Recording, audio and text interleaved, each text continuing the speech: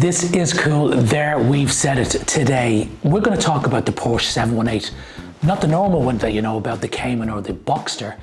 This is a prototype that was spotted in full electric. Yes, full electric.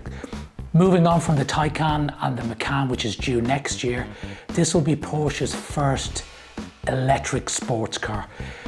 A lot of people were hemming and hawing about this because Porsche's remit has always been very, very light sports cars. So this will be slightly heavier. So it'll be interesting to see how this plays out.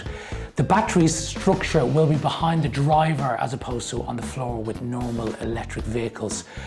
Will we see a 911 electric? Be very, very interesting to see that if it comes to be.